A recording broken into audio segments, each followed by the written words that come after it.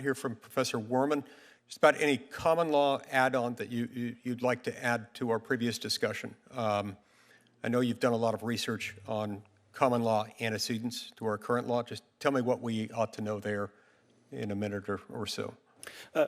Sure. So at common law, there's a question as to whether unlawfully present aliens would have been under the protection of the sovereign, because as I've tried to show in my work through safe conducts and statutory permissions, being under the protection of the sovereign for purposes of the common law rule required the sovereign's consent.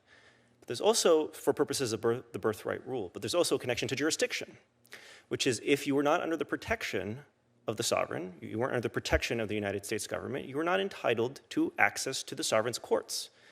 And in this sense, they could be subject to law, they could be subject to criminal prosecutions, but they aren't subject to the complete jurisdiction of the United States in the relevant sense. And why do I agree with Mr. Cooper that it is complete jurisdiction? Because that's the only way you get around the Indian tribes. The Indian tribes were subject to US law to some degree, including the General Crimes Act of 1817.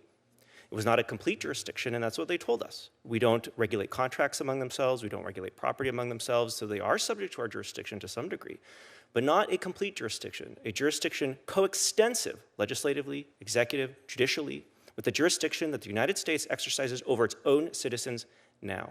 That's what they told us. And I would add that although this was in the Congressional Globe, recent historical research has shown that might not surprise members of this body, but that most of the speeches in the Congressional Globe were not actually given in Congress. They were put in the Congressional Globe for the campaign trail.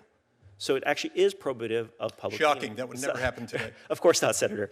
And so it was part of the public meaning. Well, in which sense are temporary visitors, for example, which you were talking to Mr. Schweitzer about, not subject to this complete jurisdiction? Well, the Louisiana military authorities thought they could not conscript children born in Louisiana to people who were only temporarily there. Would it be lawful under the law of nations to exercise that kind of jurisdiction? What about domicile? Everyone understands that courts exercise, or excuse me, what about judicial jurisdiction? Everybody understands that courts exercise a general jurisdiction over anybody domiciled in the court, within the court's geographic boundaries, where the court has authority to act. Temporary visitors are subject at most to the specific jurisdiction of a court. It is a jurisdiction that is less complete.